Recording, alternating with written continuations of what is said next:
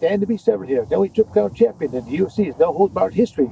Also, professional wrestler from WWF to WWE duration. And I still jump into an occasional professional wrestling match now. Here in beautiful Phoenix, Arizona. And you're here in your installation of Hannibal TV. Pay attention, otherwise I know where you live.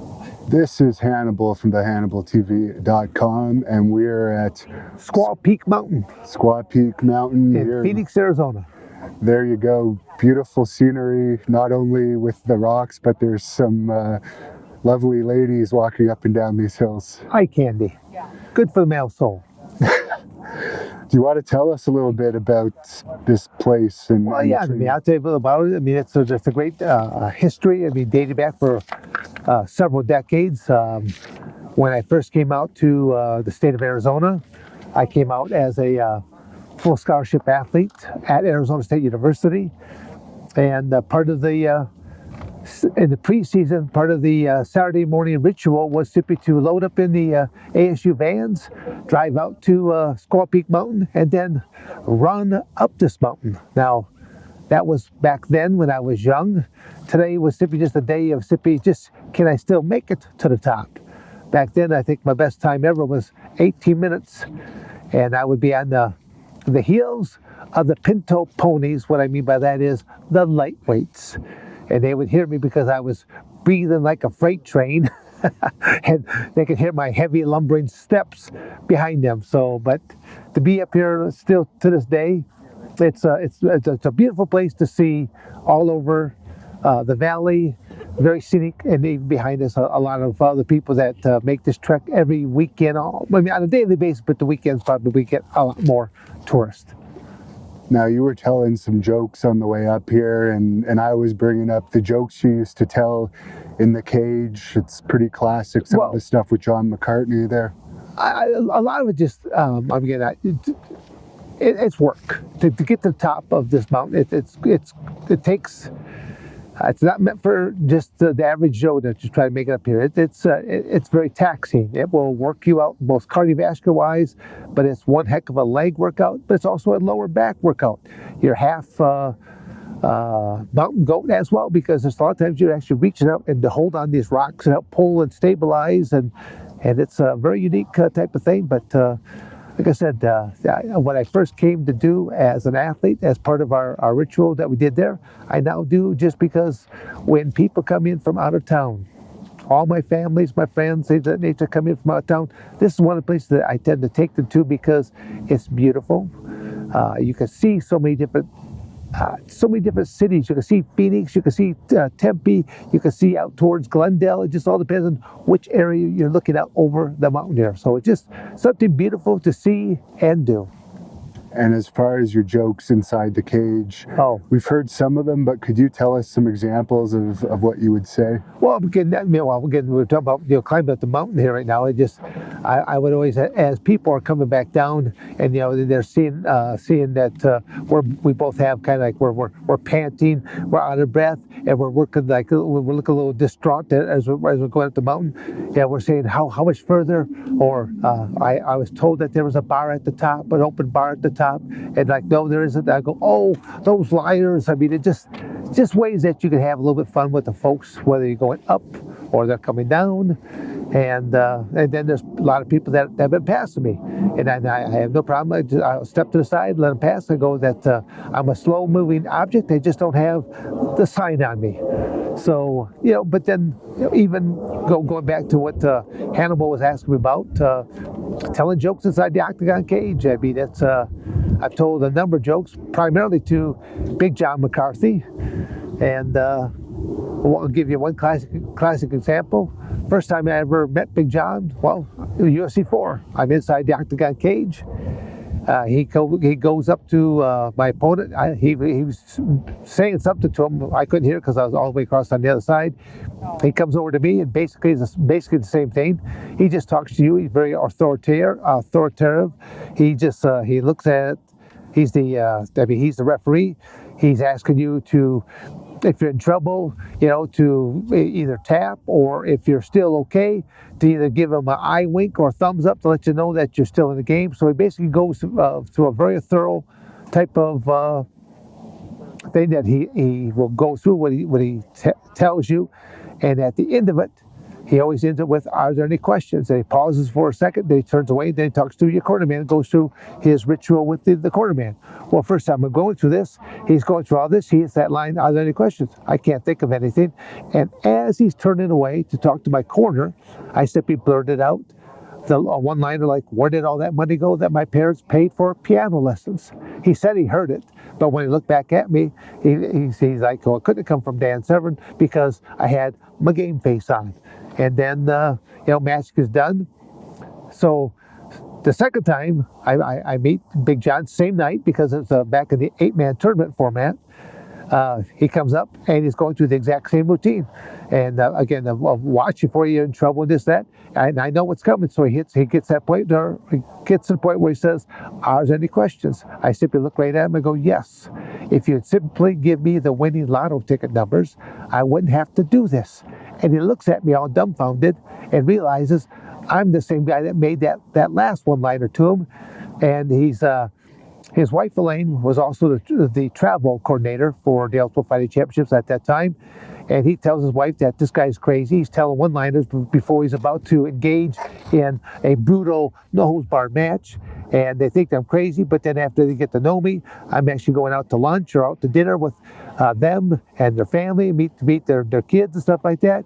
And he realized that, no, I'm just actually a very relaxed individual, to the point that I can even tell one-liners jokes, and I've actually even told one-liners during the middle of some of my matches. So I'll just say that not too many people know about some of the inside secrets of that octagon and what the beast has pulled off. And as far as your opponents, do you think that kind of throws them off a little bit, to see that you're that calm and gives you a little bit of an advantage? Because a lot of fighters, as you are well aware, are very stressed going into a fight. Yeah, no, a lot of the athletes are very stressed when they're going in there, and they start to question if they put in the proper amount of time in their training camps and that. And I have pulled off some one-liners actually in actual matches, to where it threw their psychology or their psychological edge right off, and I was able to get reversals because I broke their mental state just for that moment. But there was also all types of techniques that I would do, and I always referred to them as mental disruptions. They were never going to knock a person out or make them tap, but it was something that I could do, and they would not really know where it came from. But now their mental mindset is they're thinking about, where did that come from? I don't like that pain sensation that just happened. I need to stop it. But they're not really thinking about the match. I should say they're thinking about the match, but they're thinking in a defensive manner. And all I'm thinking about is attack, attack, attack, while they're thinking about defend, defend, defend. Puts me in a much better situation overall for the match. Did you get into the mind game aspect of it ever, as far as Conor McGregor used to be a master of it, getting into people's heads before a fight? Talking trash, things of that nature, no. I was never big into that aspect. I would rather almost be a little bit more of a mystery to them. I am a big believer, though, in the psychological aspect and the mental warfare of competition. For example, one of the things that I have done throughout my career is I've never sat down in between rounds when there finally was rounds, and they would have the proverbial stool that you could sit down. I made it a point never to sit down for a couple different reasons. First reason is if you sit down and you're all bent over, how well are you actually breathing and getting oxygen into your lungs? You only have 1 minute, but by the time the round comes to an end, by the time you get to your corner, by the time you sit down, by the time anyone's starting to administer an ice bag or a towel or get a drink of water, you've probably lost 20 to almost 30 seconds of your break. And so you only get in 30, maybe a 30-second break. Typically, as soon as the round comes to an end, I basically put my hands up on top of my head, interlace those fingers, and now I'm standing up big and broad. My lungs are fully expanded, and I'm taking deep breaths, knowing that I'm getting the maximum allotted air. And any time I had a corner person, I simply would say, just have a water bottle and a towel. I'd take a sip of water, rinse my mouth, and then basically take a towel, wipe down myself a little bit, and that was it. But I simply know that psychologically, my corner is looking back at me, and they're thinking, he's not sitting down. He's not tired. Oh, yes, I am. I'm tired, but am I going to let them know? No. That's part of that psychological aspect. Now, you, of course, are famous for your fights with Ken Shamrock. There's that famous story with him and the Nasty Boys. What's your opinion on that whole situation? I mean, I've heard about the story, and I heard about who got the better of whom, and I because it involves the wacky world of professional wrestling, I really don't pay it too much attention, because lots of things get distorted in that world. So I really, I heard the story. How does it affect me? It doesn't affect me really whatsoever. I just heard it, and I'll go, maybe, maybe not. That's all I simply say about it. And what do you think about the famous match that Shamrock had recently with Impact Wrestling against Joey Ryan, who I guess this guy ended up being quite a pervert. He's basically banned from wrestling now due to all the allegations against him, but he was known for a move where I guess Ken Shamrock grabbed his dick or something, and then he flipped Ken Shamrock. I call it the dick flip. Would you have done that? Well, I mean, first off, I remember someone showing it to me first, and not just in just that one particular match, but showed it in a couple different matches. That there somehow that he was. You said his name was Joey. What was his name? Joey Ryan. Joey Ryan. But somehow he had, I don't know, there's like a magnetic type force he would try to create, where basically their opponent's hand would end up on their crotch. And once the hand was on the crotch, then he would go with this hand gesture going, whoa, whoa. And then on that third one, whoa, then they would, whoever his opponent was would be taking the flip. And so it was like, wow. So it was kind of comical to watch that, but then to see someone like a Ken Shamrock that actually has a legitimate fighting career do a move like that is kind of going, well, I'll just put it this way, I'll never take a dick flip.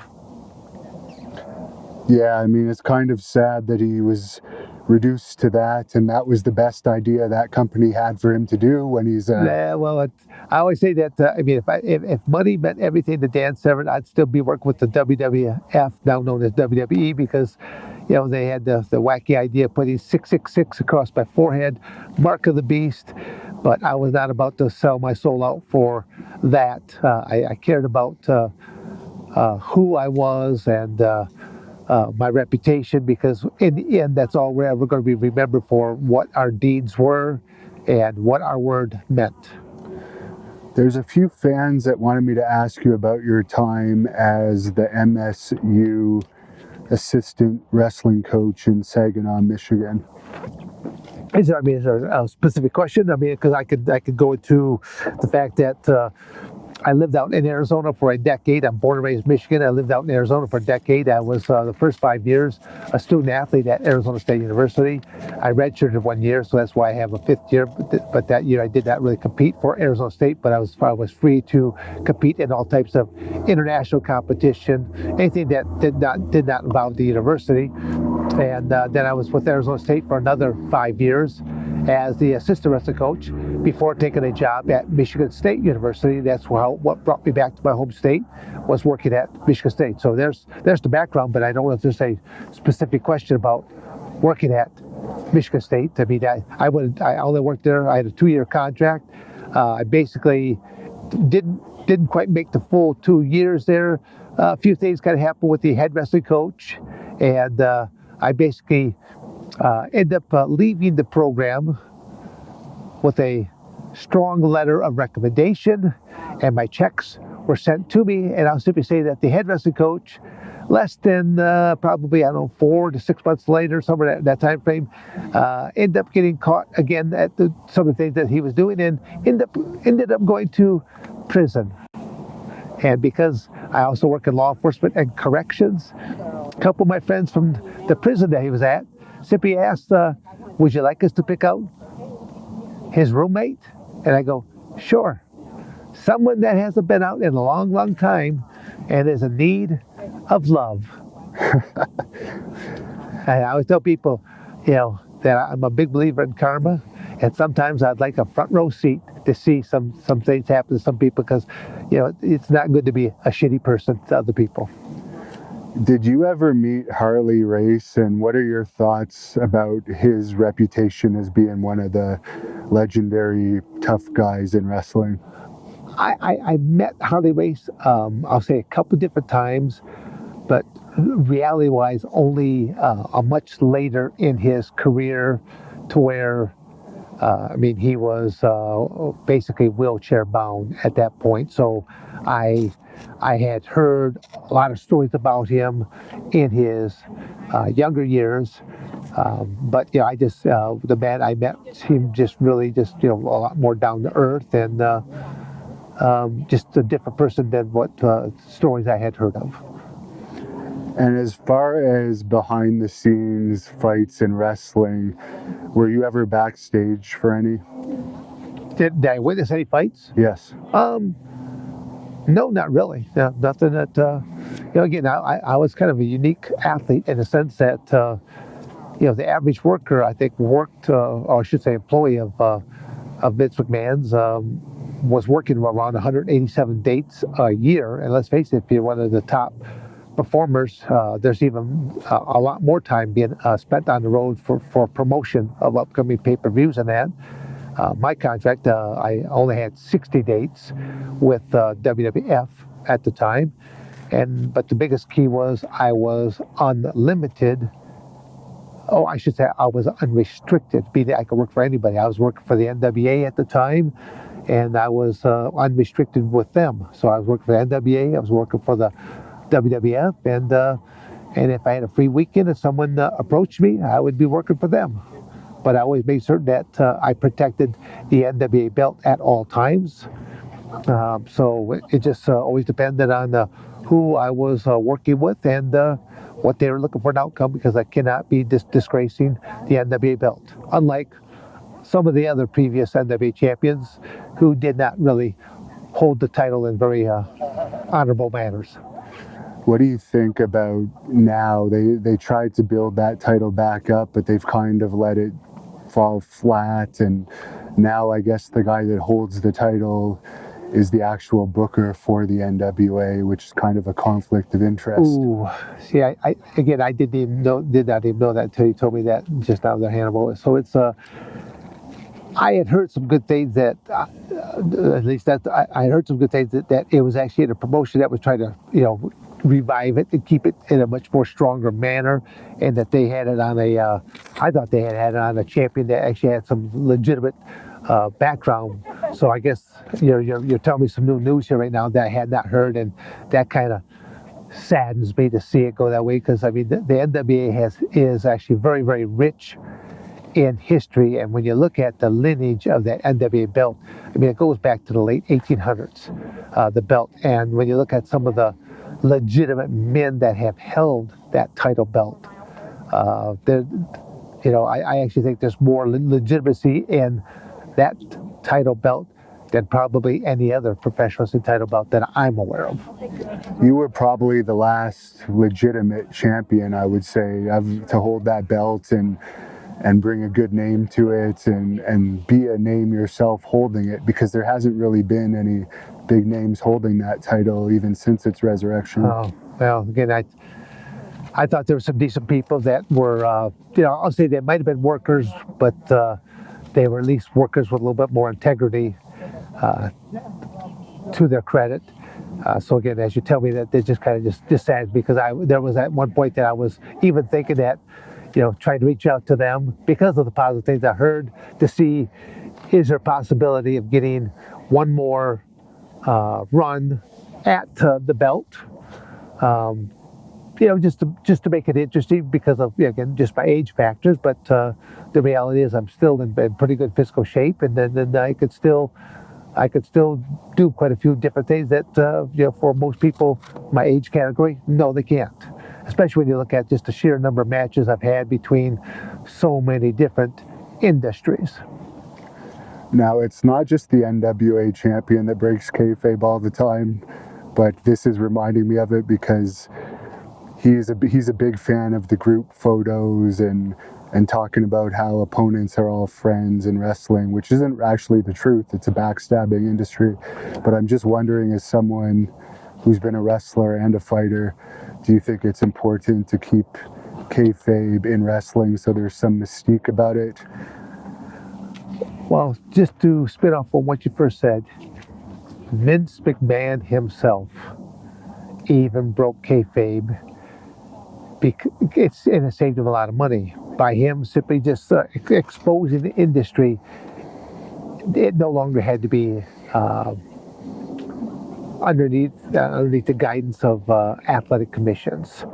I still say that professional wrestlers should be getting an annual physical and should be getting some blood work at least once a year, because there's a lot of matches where people are getting cut open, and you'd like to know that they were negative on their HIV, Hep B, and Hep C. So, and there are some wrestlers that have been notoriously known for having one of those and still conducting matches and still getting color or bleeding in matches. So I still think it's a good thing to have at least a once a year physical, because there are a lot of wrestlers that are well past their prime, well over their weight limits that they should be at, and they are nothing more than a heart attack waiting to happen. That is true. As far as holding that title yourself, is there any match that stands out to you when you were NWA champion that was your favorite? Yeah, I'll say on two different occasions. One occasion was I was simply taking a trip to Japan. I was not the NWA champion at the time. Hashimoto of Japan was the champion. And I was simply just being sent over to Japan to be part of a tag team. But somewhere in the course of the flight over, it was decided by the powers to be that I'm going to be changed now from a tag team match to a singles match. And it was going to be for the NWA title, because Hashimoto did not want to relinquish the title belt to any of the other current suitors to the belt.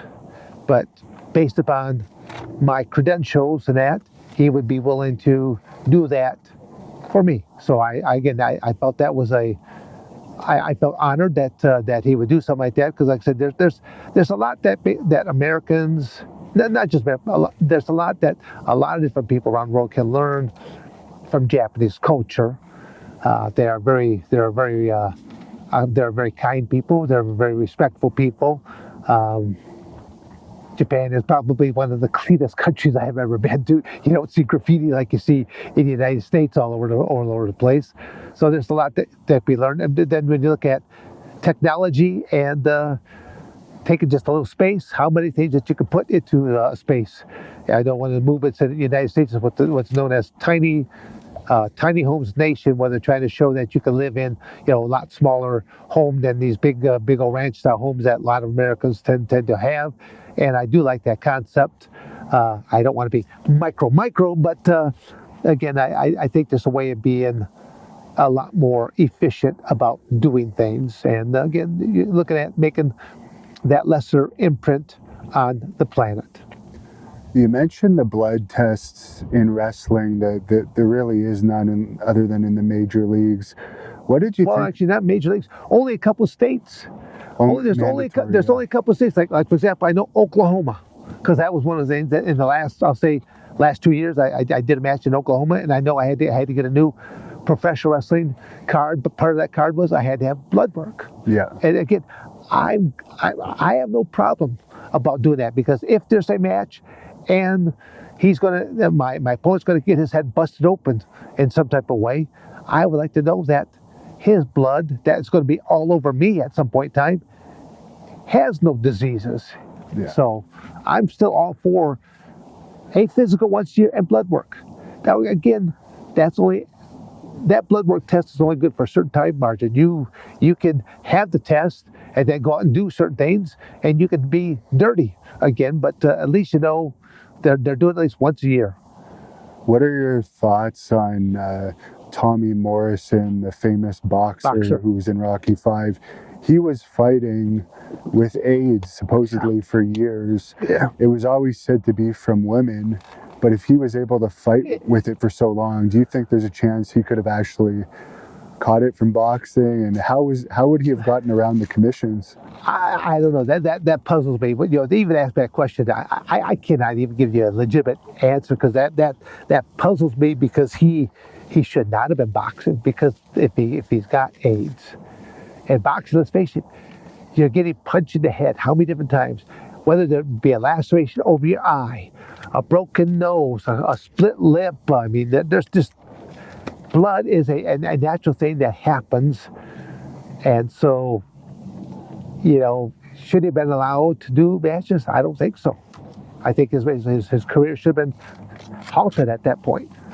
I think the only way they found it was when he had to fight in a state where they had the mandatory testing for it. I would still think that boxing would still, that's where boxing should, because it's so demanding and punishing to the body. There should still be that physical. There still should be that blood work. But again, because they're getting hit so much in the head, there should be some types of CAT scans on that, so you can see what is happening to that brain. Even when you look at just training, when a boxer trains, they wear headgear, to where I go, the exterior looks fine. You may not be getting cuts. You may not be getting a broken nose or split lips, but you're still getting hit in the head. And each time the head gets hit, it gets jarred and jarred and jarred, to the point that all it's doing is just sloshing around that gray matter known as the brain. Your brain can only be sloshed so many times before they turn it into pudding. So that's where, again, there should be tests. MMA has been around what now? I think 30 plus years. You have to look at, you're seeing athletes now that are coming up with dementia, Alzheimer's, other things that, is it based upon their genes? Is it based upon competition? Is it based upon their training? Because there's a lot of athletes, they don't train properly. They're taking more punishment in their training than they are in their matches. So there needs to be a few more studies that need to take place to really find out some true answers, so that it can save some athletes this hardship for them and their families. I can say for certain I had at least one concussion from a sparring match with headgear on, because when I was sitting down after, the room was spinning around me when I was taking off my shoes. I've had the same thing happen in football. During my high school football days, to where, it's only been, I'll say that in the NFL, maybe in the last, 10 years or less, that they said no more helmet-to-helmet contact. That's only in the last 10 years. Well, my high school football days were a few decades before that. So, I mean, there was I love football more than I did the sport of wrestling, but I did not have 10 other players that played with the same enthusiasm that I had. So, and if you lose, everyone loses on the team. Where I chose the sport of wrestling, because at least wrestling, the definition of wrestling is a team sport based upon individual performances. The team can lose, and I can still win, and I liked those odds. Did you have a favorite opponent in UFC? No, I can't say I really ever had a favorite opponent. I'll just say that, when I get asked that question, do I have a favorite opponent? No, I'll just say that there was a couple elements where I really shined in, and UFC number 5 would have been my second appearance, and at that time I did take out 32 days of my life, and I trained to be a no-holds-barred fighter. I left my family back in Coldwater, Michigan, and I traveled out to Arizona, and I lived by myself. I basically was like I was like an animal in a lot of ways because I had very sparse amenities. I mean, I just had basically a bed, I think a black and white TV with a VHS replayer. That's it. I had, I think, 2 or maybe 3 VHS tapes of the UFC, and that's the only thing I watched. I ate by myself. There's a lot of times I would train by myself, but then there was other times that I would be training with just massive amounts of people, and I would just keep going, and there were no training manuals. There was nothing I could look up on the internet, Google-wise, to say, okay, I want to be a mixed martial artist. I want to be a no-holds-barred fighter. What things should I be training? So I basically just kind of made it up. And those 32 days paid off for myself because I ended up destroying the 3 men in the shortest amount of time ever to win a 8-man tournament. And then one of my other training camps was for the Ultimate, and that's where they brought back various champions and runners-up. They put out the biggest monetary prize at the time, $150,000, and I was inside the octagon cage at the longest period of time, just over 1 hour between my 3 opponents, and that was in Denver, Colorado, mile-high elevation. So I did 2 training camps, basically, in a 20-year career, and those 2 training camps really paid off for themselves. I always tell people, because I mean, for me to accomplish all the things I've accomplished, it makes people wonder, especially when I tell them that I only did 2 training camps, and yet, there's only 4 people in the world that have over 100 cage fights. I'm one of the 4. There's only 3 with over 100 victories. I'm one of the 3. And the real irony to all that is, I faced the other 3, I defeated the other 3, and the closest one to my age is 15 years my junior, so it kind of puts me in a category all by myself. And then you throw on lifetime chemical-free on top of that. Try to find a professional wrestler that can even make that statement, on top of being in 2 different industries, because even in the MMA world, there's a lot of people that, in that no-holds-barred era, juice monsters. And we're not talking about the squeeze box juices. What did you think about chemo? I think he actually, when he first came about, he almost had the air of a professional wrestler, because the fact that he carried a cross on his back, and it must have been a heavy cross, because he had his one partner, Joe-san, tried to mimic that same thing, I think like a year or so later, and that cross was a little too heavy for him to bear. And so I just say that chemo, was kind of like a wild, again, I don't even remember what his martial art was. I mean, I just know that he was interesting because he had just kind of like a shaved down head, and he had a ponytail on the back, and I just remember that Hoist Gracie was hanging on that ponytail, and chemo literally was lifting Hoist's entire body up practically by a ponytail. So all I knew is that when I got into the Ultimate Fighting Championships, I made certain that my hair was cropped way on down, because you only had the 2 rules of no biting, no eye gouging. So anything that you could do, including pulling of hair. And as far as Brock Lesnar, what are your thoughts on him these days? He seems to be done with MMA. He was rumored to be around $12 million or so a year in WWE, but he's a free agent now. Doesn't look like he's probably eventually going to end up back there, but he's taking a break. Again, I don't know. I mean, I always say, what has Brock Lesnar's impact been on my life? Really, none whatsoever. I've had a lot of people do comparisons, because he uses, a lot of times he'll use that beast moniker a great deal. And I always say that, well, there's been many beasts before me, just like there'll be many beasts after me. But I always tell people that I did not come up with my ring name, The Beast. It was actually given to me by a legendary NFL Football Hall of Famer, Jim Brown. So he was one of the play-by-play commentators for several of the UFCs, and he's the one that basically kind of gave me that ring name, and so I kind of thought that's a pretty good endorsement. But I'll just say that I'm happy for Brock that he's made good money. I hope he's invested it well, and just like any professional athlete, your career will be a lot shorter than what you'll ever think it will be. A lot of professional athletes, they tend to squander money because they're so used to not having it. The moment that they do have lots of money come in, then now they start buying, the cars, the houses, the boats, the things of that nature, and they don't have anything really salted away for that rainy day because they think it's going to continue forever. But that rainy day is going to happen eventually. The key word is eventually. Is there any? As we're talking right now, I'm actually looking behind. How many people are going to wear? Okay, one thing to climb up the Squaw Peak Mountain, but we also have a gentleman back there that's wearing an actual weighted vest. Yeah. I would imagine that weighted vest is probably 30, 40 pounds on top of all that. That's impressive to see that. Sorry. It's almost like seeing a squirrel, of which we've seen a couple of those too. Definitely. No snakes yet, maybe on the way back down. Speaking of being here in Phoenix, what's your opinion on that Phoenix Lights UFO sighting that occurred here back in, I think, around 96? Were you around for that? When I've even been here, from 76 to 86 is when I was here.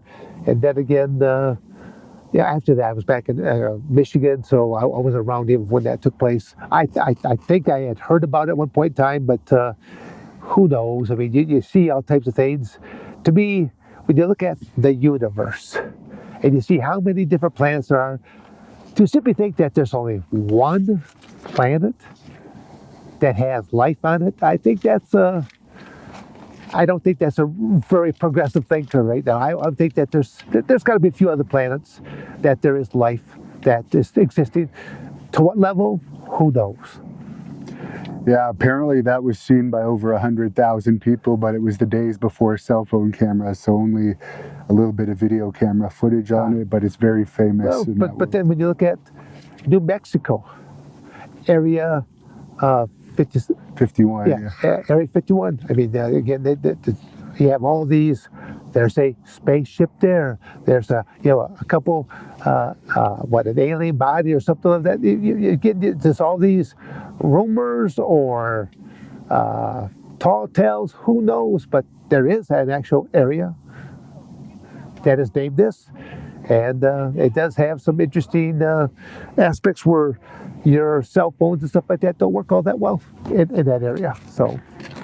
How do you think Steve Blackman would have done in MMA? He probably may have had the best performance in the Brawl for All, even though he got injured for the first round. His takedowns were pretty impressive, and he had that martial arts experience. Background. Yeah, I mean, you brought some excellent points. I mean, that's probably all I would be saying is that Steve Blackman actually came from an actual legitimate martial arts background, kind of diversified in a lot of different areas. So I just, to me, his potential was unlimited. He was used in between Owen Hart, Ken Shamrock, Blackman, and myself. We basically we are the four people that seem to be doing matches together, whether they be singles or tag teams, and something of that nature. Who would you say are the top 5 real ass kickers in professional wresling? You can include yourself. I'm not the person to ask about that because it's I jumped into that industry. Well, first off, because it was an opportunity that came to me. I did not seek it out. I had some independent companies that were trying to get me in the early 80s, but had I turned pro at that point in time, I would have lost my amateur wrestling status. My amateur wrestling career meant too much to me, so I turned it down at that time. But as of the 92 Olympics, that's when a new rule came down from the United States Olympic Committee that allowed athletes to be both amateur and professional simultaneously, as long as you weren't currently involved in a high school athletic program or a collegiate program, because there still was High School Athletic Association rules or the NCAA rules. So I was well past my collegiate eligibility, so I could have my cake and eat it too. But there's a lot of people that they came from real legitimate athletic backgrounds, or they had again, I'm trying to think. because there was really no legitimate fighting taking place. But they might have been just a legitimate badass. But do I really know about if I could verify their credentials? I couldn't. I just basically just tried to get along with people while I was there, and then just get along and move along. Is that why you wrestled in a mask at one point in your career? Well, no, actually, a lot of people don't even know that part about me, but early in my career, almost right from the get-go, when I first got involved in professional wrestling, I started to wrestle underneath a mask and an entire body costume, so that you didn't see one inch of my body. I actually had footwear on, I wore gloves, and I basically was portraying a Japanese character, but I had a bodysuit underneath it to where I looked like I weighed well over 300 pounds. And I was going out there as Tubby Tanaka. And it was an easy match to do because I would simply just berate Americans. And I would tell them how lazy and illiterate that they were. Again, how much of that was a work and how much of that was a shoot? Because I was touching a nerve. People don't like to have their faces rubbed. It's a nerve. And there's a lot of people that they need to step up a little bit more, take a little bit more national pride, things of that nature. But it was an easy gimmick, and to come out with a Japanese flag and just to berate them. And then I always say that to date, Tubby Tanaka has never won a match, and everyone enjoyed it when Tubby Tanaka lost. But the psychological and the psychology that I learned off that was phenomenal as well. I think I've made the comment to a number of people, especially in my latter decade of my life here, that I think more and more people that if they're thinking about going into the field of business, I think they should take at least a semester or two of professional wrestling, because it will sharpen you or make you aware of a lot of other things, but it will also teach you the art of marketing, because professional wrestling is a lot about self-marketing. What are your thoughts on the reputation of Haku? Well, I've heard lots of things. I don't even know if I ever met Haku. But I've heard lots of things that he was a legit badass, and but again, it's only all things I heard. Well, I can tell you he has a very thick skull and very thick hands.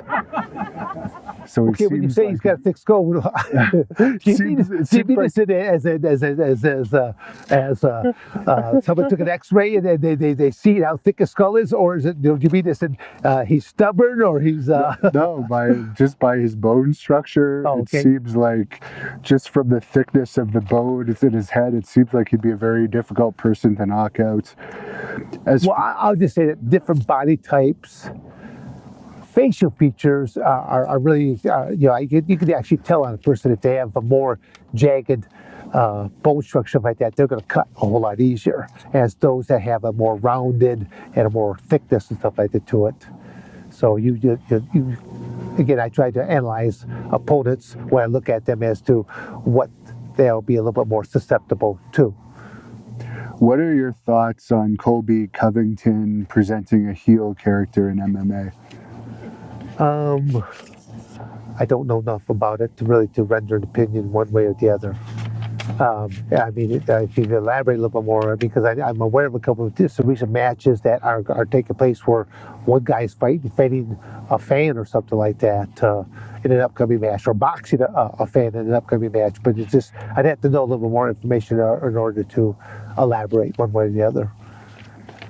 There's just a lot that I'll say that I still live in somewhat of a cave, that I'm I try to stay on track of my goals, and I don't really listen to much frivolous television, although one of my best aspects is, as I'm traveling down the road, especially late at night, I will listen to talk radio, because it pisses me off. It's better than a cup of coffee, and I don't have to make the pit stops like I would if I was drinking coffee. So listening to talk radio, yeah, is better than caffeine. Why did you go with the finish that you used in WWE? Was that their decision, or did you get to come up with your own? Well, they actually allow me to do a couple different things that they seem to visualize. They like the Dragon Sleeper. I mean, when you look at my MMA career, I probably finished off way more people in what is known as a scarf hold type choke. But it didn't look dramatic enough. So again, they just thought, well, they'll put a different type of a choke type hold, and they came up with like the Dragon Sleeper just because of the visual aspect. And it was a lot easier move to get into that really played into professional wrestling, aspects of professional wrestling. Who would you say was your best opponent in the WWE? Well, I'll say that I probably worked more matches with Steve Blackman than anyone. Whether that was on a singles match or being involved in tags and things of that nature. Now, but were they the best? No, but I mean, I worked with him more. I really wish I had been born back in the territorial era of professional wrestling. I would have really enjoyed that. Well, first off, because it's way before the internet era. So you could work with the same guy, 100 times a year. And towards like, okay, but the promoter's looking for this type of a finish this time. Well, the fact that you and I worked so many times before, we didn't have to really know anything other than what is the kind of a finish that they're looking for and what kind of a window of time are they looking for to fill. Then you and I would just go out there, we'll have a lot of fun. I really wish I would have been involved in that time era, because then when you finally have that loser leaves town type match, yeah, you lose, but now you're just going out to the East Coast, the West Coast, the northern groups or the southern groups. So I loved it. I would have loved to have been part of that era. What's your opinion of the importance of different types of training and lifestyles in relation to fighter longevity? Would you have done anything different yourself, knowing what you know today? Well, I mean, I would have probably done a few more training camps. So that, again, when you look at how many losses I have on my career, and then when you look at the fact that I only did two true training camps, I always tell people I didn't do too shabby for myself. I would have done a few more training camps, because there were times when I was getting in a match and realizing that my cardiovascular is getting depleted here right now, and I think I'm going to lose this match because I've got no gas left in the tank. So it was so maybe. Again, if you could ever go back in time, we can't. You have to live with your decisions that you made at that. But if you're able to do that, maybe do a couple of training camps. But then also,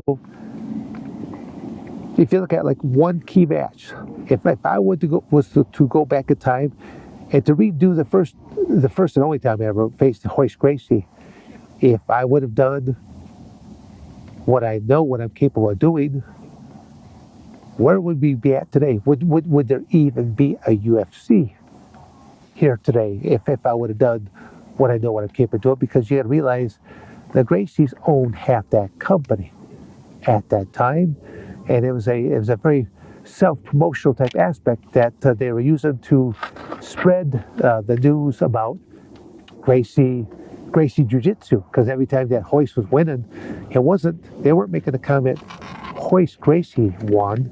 It was always like Gracie Jiu-Jitsu beats Taekwondo, Gracie Jiu-Jitsu beats Karate, Gracie. So literally they were saying that this discipline beat all these other types of martial arts.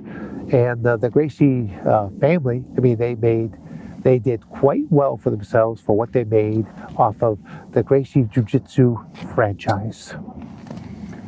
As far as your record of cage fights, I think you had well over 100 fights. Do you know where you stand as far as most documented cage fights? Oh, I mean, I'm number 3 on all-time lists. There's Travis Fulton is the all-time leader, and I think it's either over 300 plus matches. He started at a young age, but then also he's also is involved in boxing, so he does a lot of boxing events.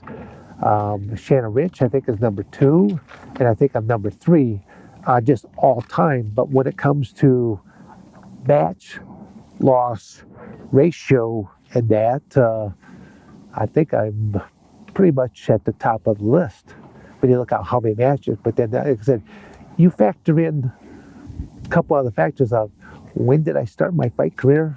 Basically, I wasn't 36. I wasn't quite 37, but I always tell people I was closer to 37 than I could say 37. And then when you look at lifetime chemical free, you look at only doing two true training camps, 32 days, 35 days. Find anybody else, either living or deceased, that can make those claims. That'll be hard to find. Again, I don't say that to be braggadocious. I always tell people Dan Severs's not really a braggadocious person. I will simply just rub your face into the cow pie of reality. It doesn't smell so good sometimes. What do you think about USADA relaxing the rules on cannabis use, as they no longer classify it as a performance-enhancing drug? I have no problem if someone wants to use CBD, if they want to use cannabis that has THC. I mean, there is a big difference between CBD and then the cannabis itself. One has the getting high factor, one does not have the getting high factor. So basically, CBD there's a lot of health benefits to it, but even CBD with a certain low level of THC helps to open up additional receptors in the body, so it helps to make it that much more effective as something that will help to heal, help to relax. Smoking up a fat boy, I don't think that'll be the smartest thing to do before going into competition, because you might be just a little too mellow, but it's not going to help your lungs either. No. Again, you look at the smoke inhalation, because they're even looking at vaping. To me, it's like you're still taking in. They're saying electronic vape does this for you or that, but it's take a smoke into your lungs in general. It's going to do something to the hair follicles that helps to try to keep smoking that out, and then eventually phlegm and all that starts to go into your lungs when you're sick. What are your thoughts on the current day UFC rules compared to how it was when you were in it, where there was, like, for instance, you'd see 12 elbows or knees to the head of a downed opponent? Well, I mean, I'll just say that the evolution of the sport had to take place in order for it to survive in the first place. Otherwise, we'd be talking about it all in the past tense. I mean, we're still talking about certain time eras. Like the NHB era, we had talked about that as the past tense. The tournament era, I'll say we sort of talk about that past tense, although there are some new aspects of tournament mixed martial arts, but it's not all done in one night. They're just doing a format tour. They might do one match this month, give you like a month or two off, and then do ladder or match number 2 of the tournament, and then match number 3, so that there's enough time in between so that an athlete can heal up, but then also to appease the athletic commissions, of which they need more athletes who have actually trained in MMA, who have actually competed in MMA, to be involved, to put in a lot more legitimate type of rules that make sense.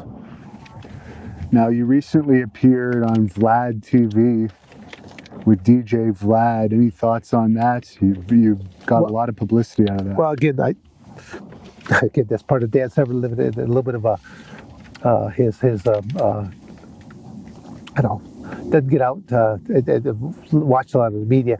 I did not know who Vlad was. I don't know who he was in the world of social medias and that. I just simply knew that was an interview, and it was an interview together with Don Fry, and that they had interviewed him before. I think it was more interesting before we ever conducted the interview, because the name Vlad, I mean, before we ever got in the air, I was asking about, okay, where did you come up with this name Vlad? I said, and then as he started to speak, I could see the accent and stuff like that. I go, if you don't mind me asking, I go, where are you from? And then he's, he told me, I said, so you're Brewski, and he was, and he was kind of astounded because I mean I always would learn just enough words when I would go to a foreign country to at least customary just saying hello, thank you, and goodbye. But the more time I spent in Japan, I actually had a bigger vocabulary there.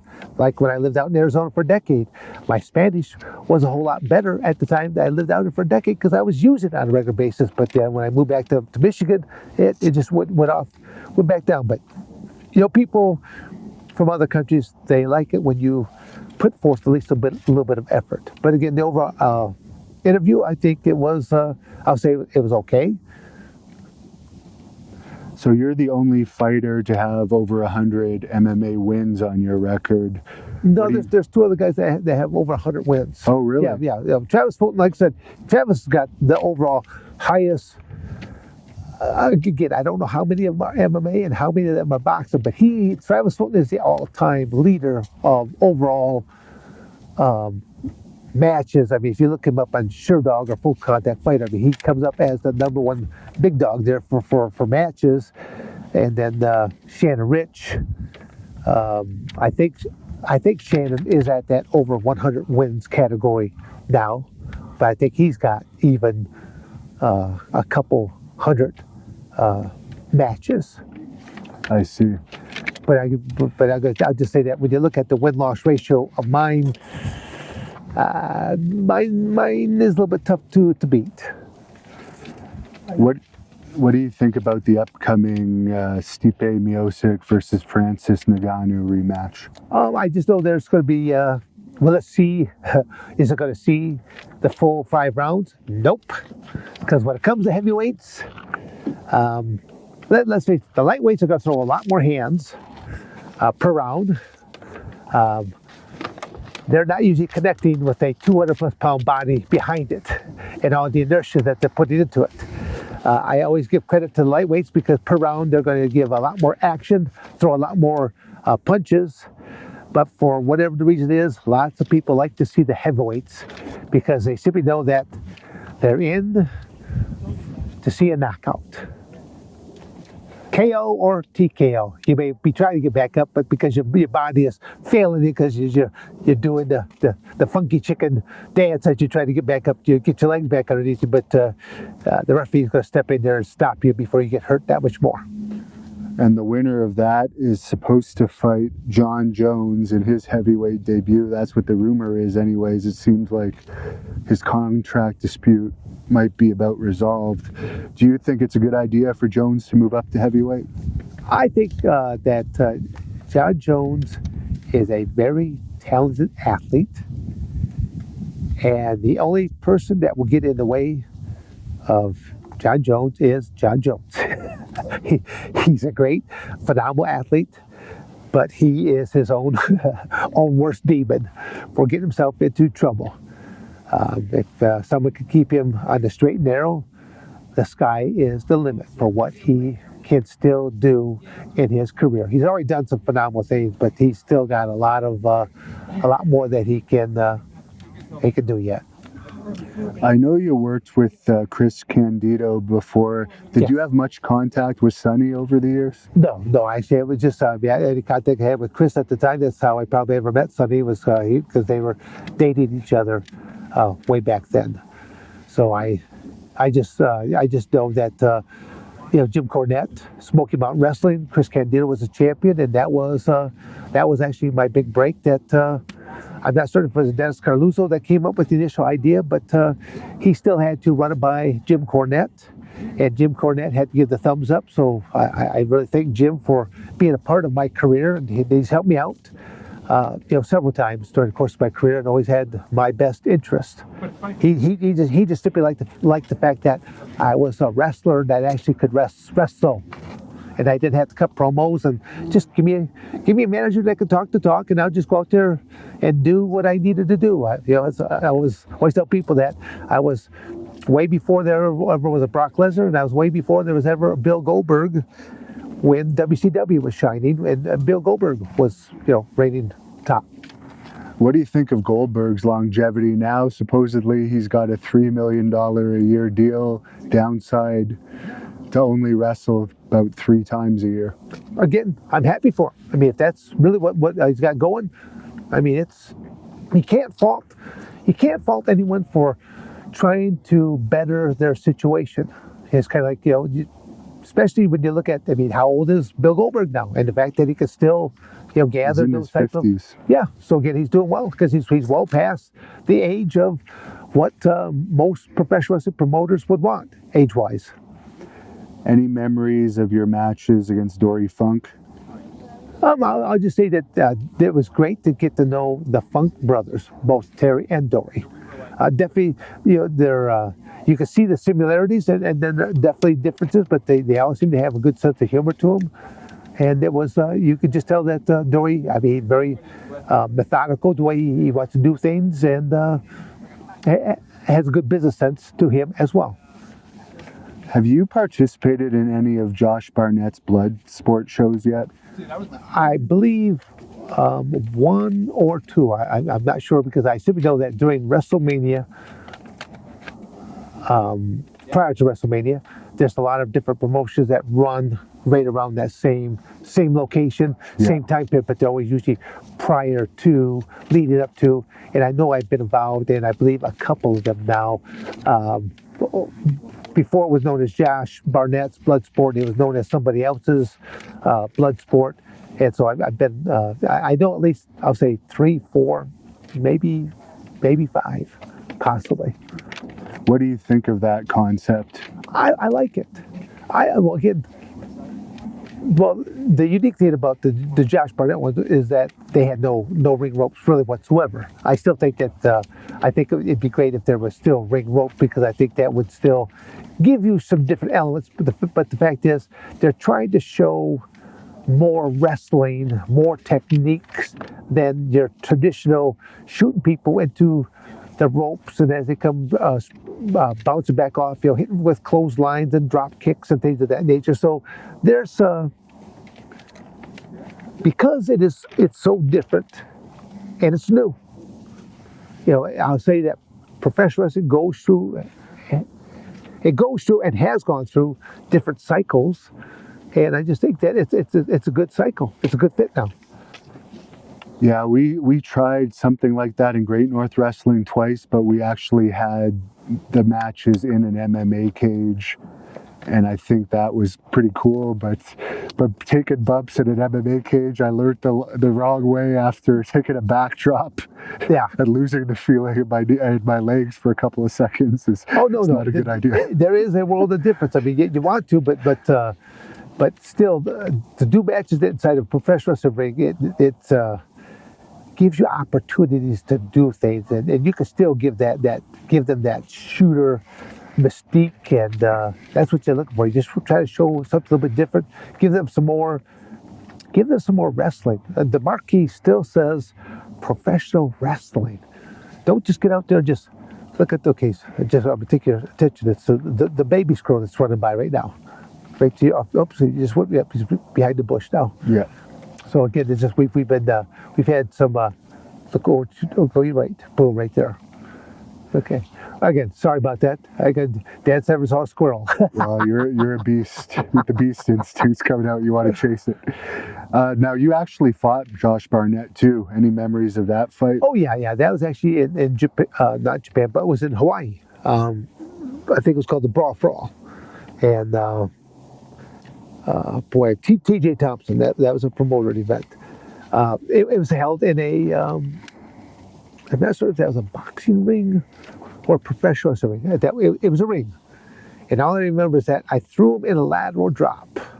And as I'm throwing him, his butt hit the bottom rope, his professional ring. Because as he hit, it bounced him, and he ended up on a mount position on top of me. Whereas had I been able to throw it, it would have landed, I would have been perpendicular, I would have had a cross mount position, and I would have been right on his prey, but they did not work out for me. I ended up losing that match to Josh Barnett. Well, he's got an age advantage on you. Well, yeah, but there's just, yeah, I don't buy into that one, but I'll be kind for now.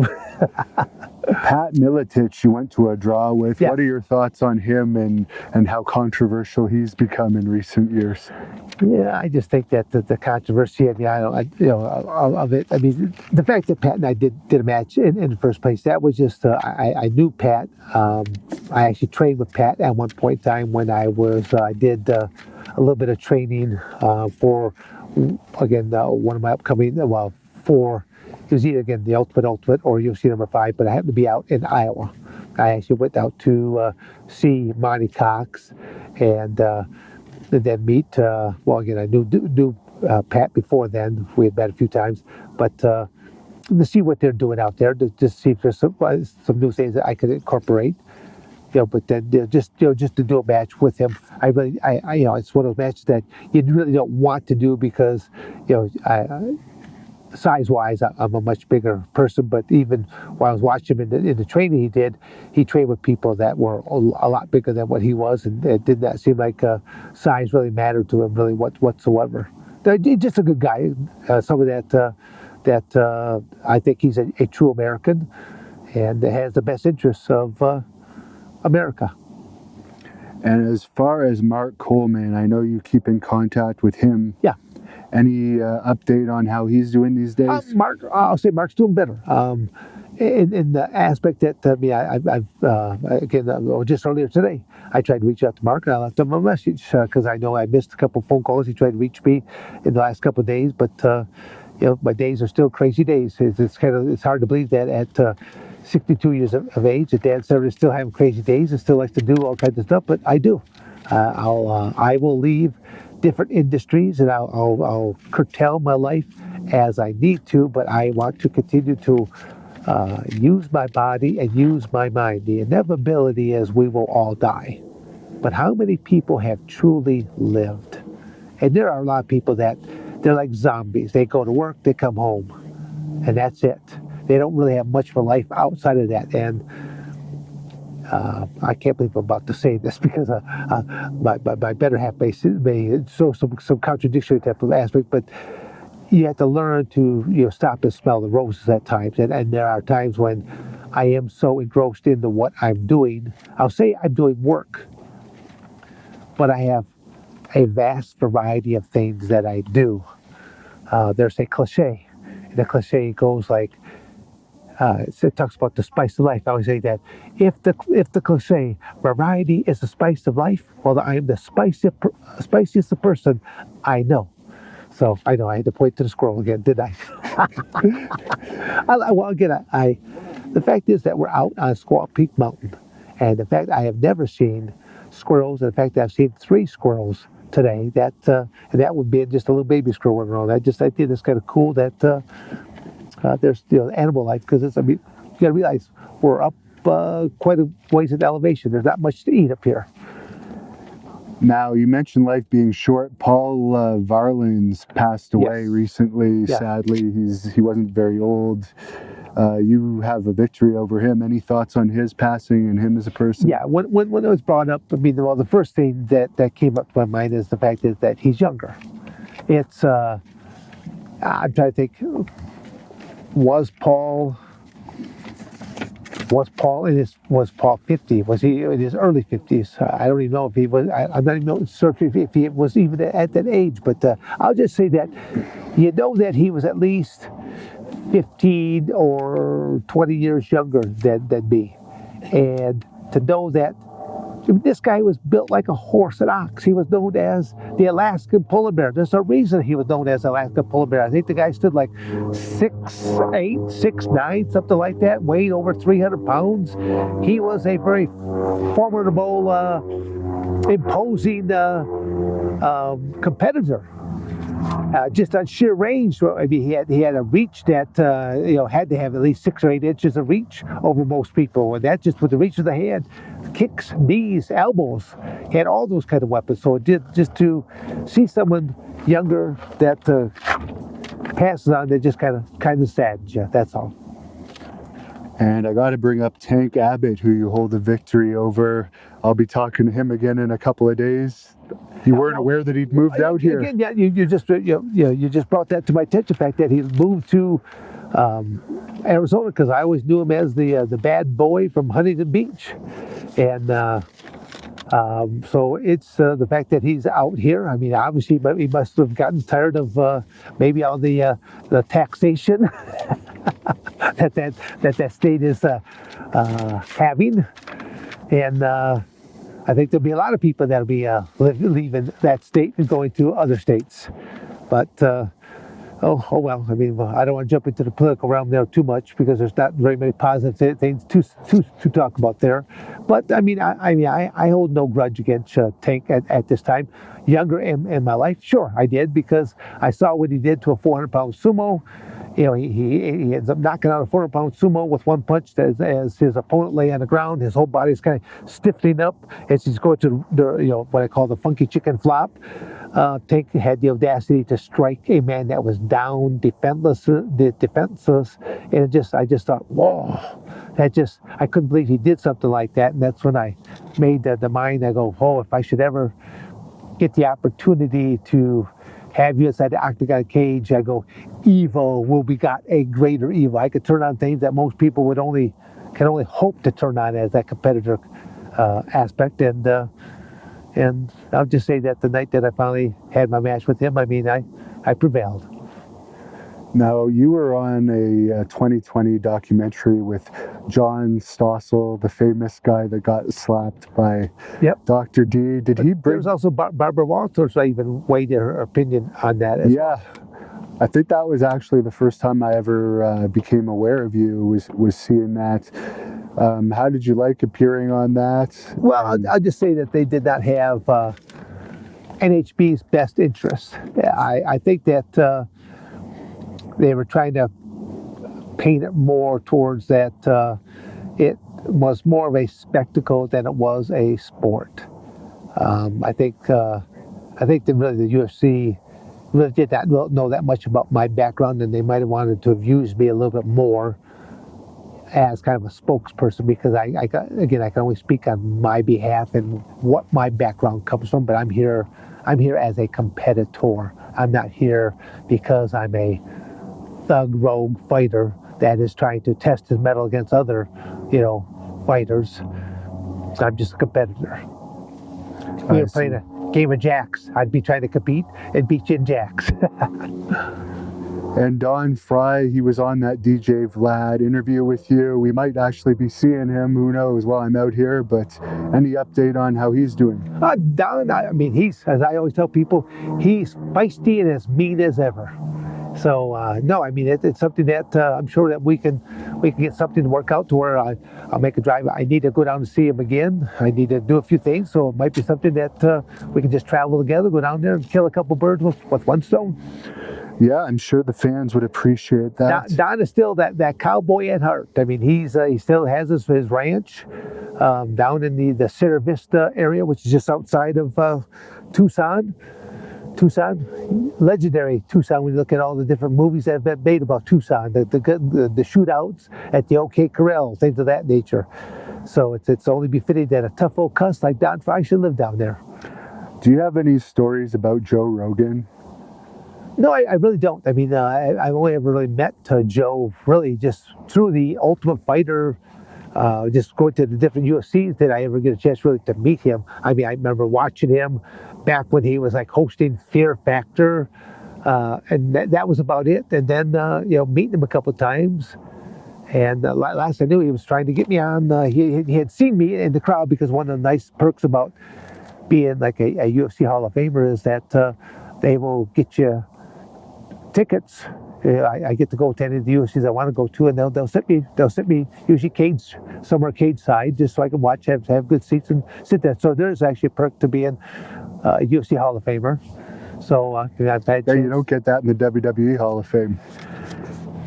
Is there an actual Hall of Fame? I always ask. There isn't one yet. Yeah, no. To me, it's like it's all. It's like you could actually go to the UFC headquarters and you'll see people's pictures up on the walls, and it's kind of cool just to see that and to see. I mean, it's a multi-million-dollar complex that athletes do train in, but they do have a lot of cool pictures, and there are certain artifacts that have been kept after certain matches. Gloves and things of that nature. They also have great coffee.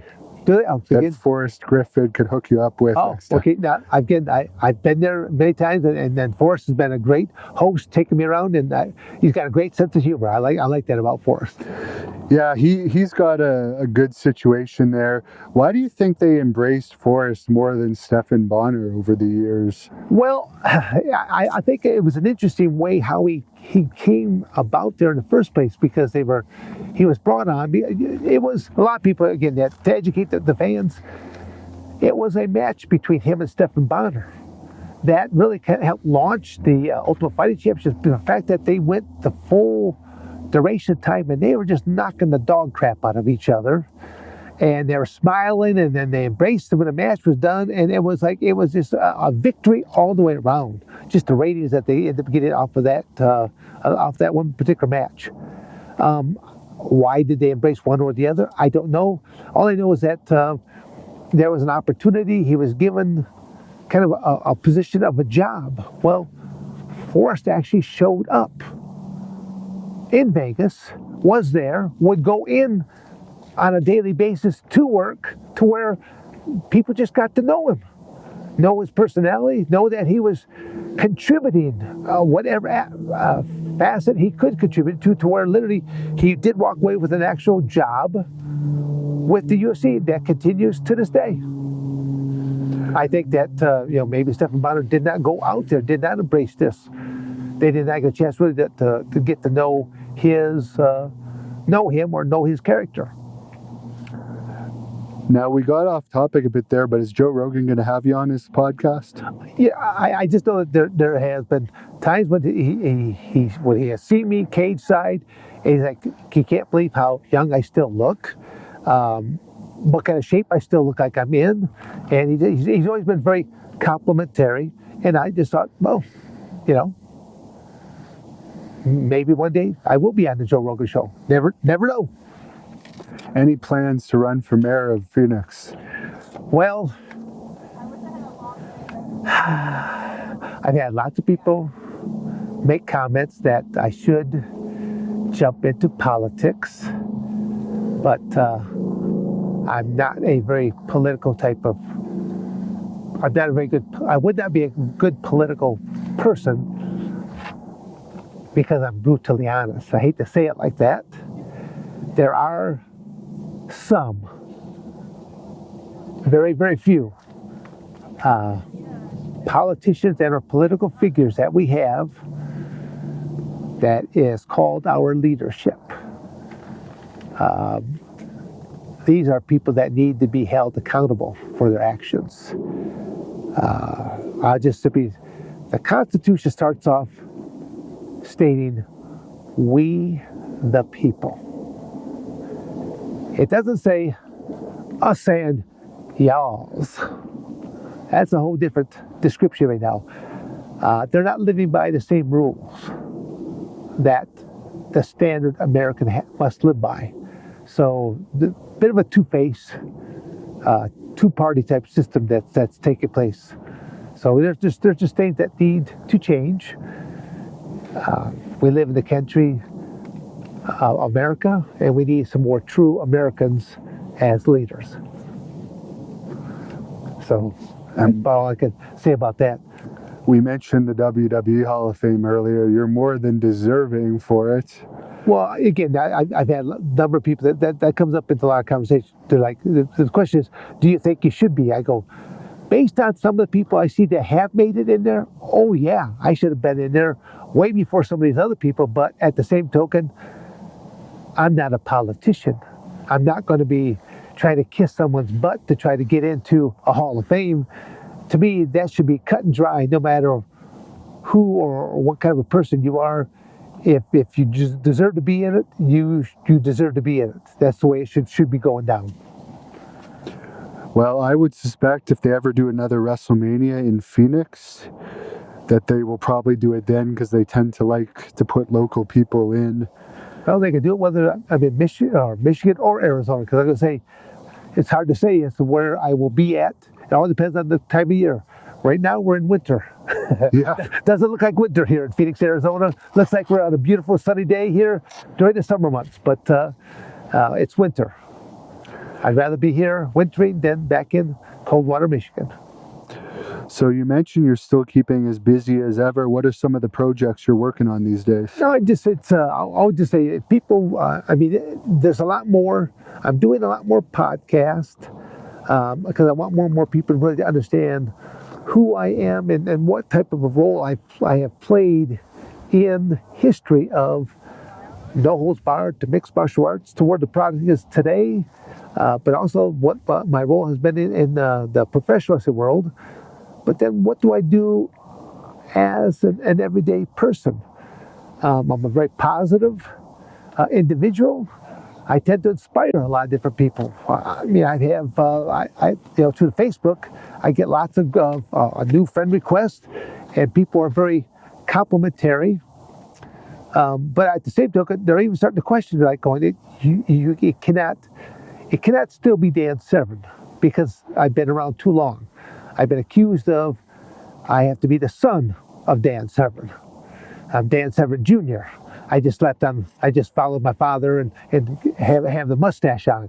But because to have been around, I started my amateur wrestling career back in 7th grade, 1969. So we looked at the fact that I've wrestled in the 60s, 70s, 80s, 90s, 2000, 2010, and now we're into the 2020s. That represents 7 different decades. So I'll be doing at least a few matches during the course of this decade, but I will probably be slowly transitioning to more and more of a speaker and more of a trainer. Still going out on the mats and training.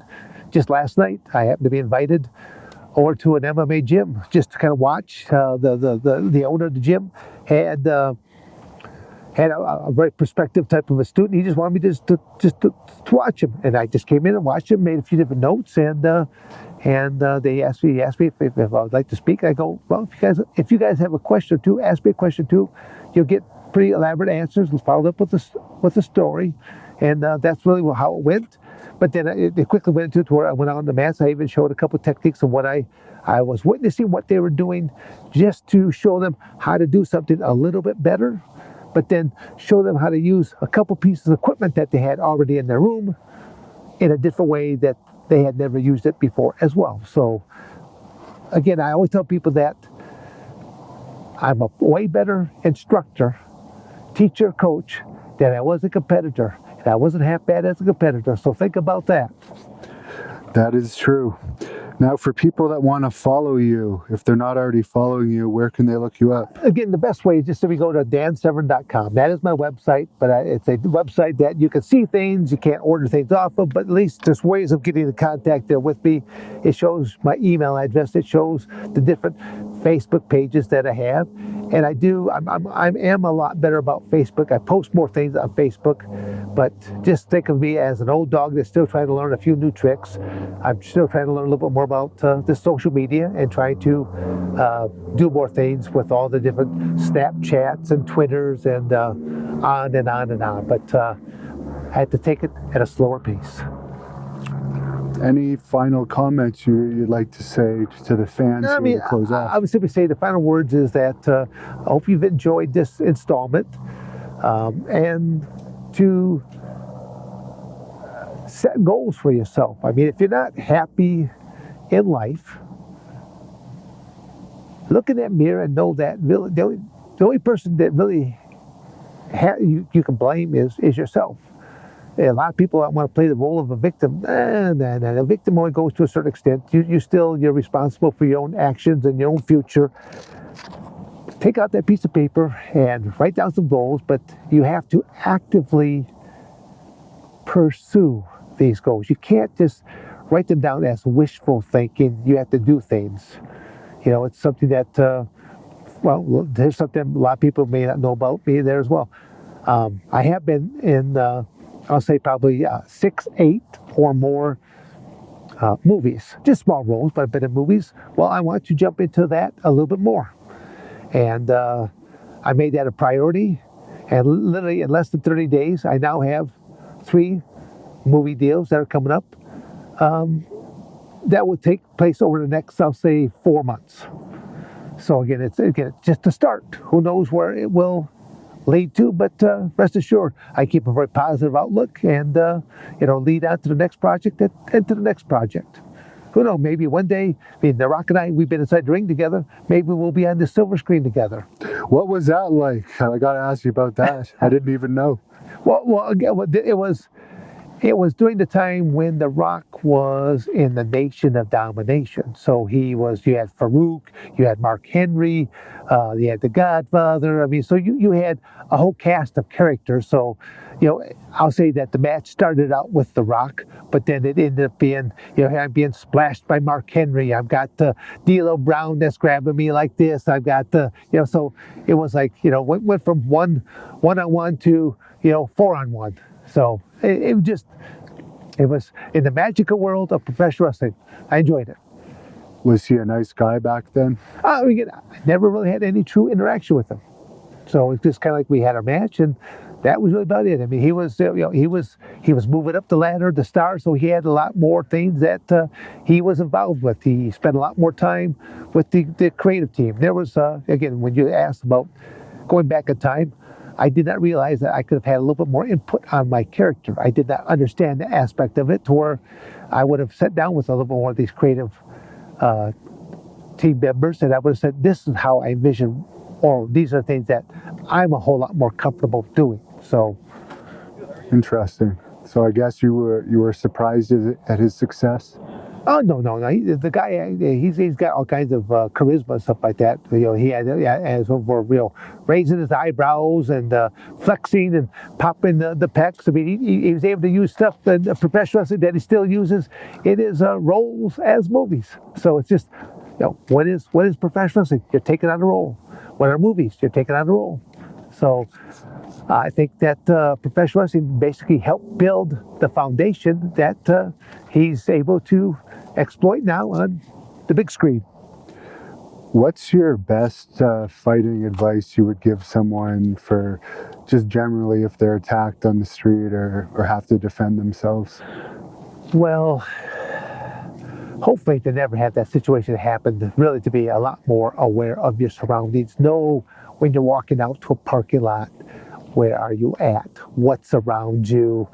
I talk to females all the time, and there's all kinds of stuff that females can be doing, and especially we live in this era of small little gadgetry. You can actually have a small taser. You can actually have you could spray them with the pepper sprays and things of that nature. You have blasting horns. You've got just all kinds of mechanisms that you can put through your, you can put even if you carry your car keys, the way that you can interlace your car keys to your knuckles, and that's a weapon. So there's things you can do, but situational awareness, knowing where you're at when you go out there, and if you're, there's always using some type of security that can you escort me to my car and stuff like that. They'll do that kind of stuff. So we still live in a world that has some type of civility to it.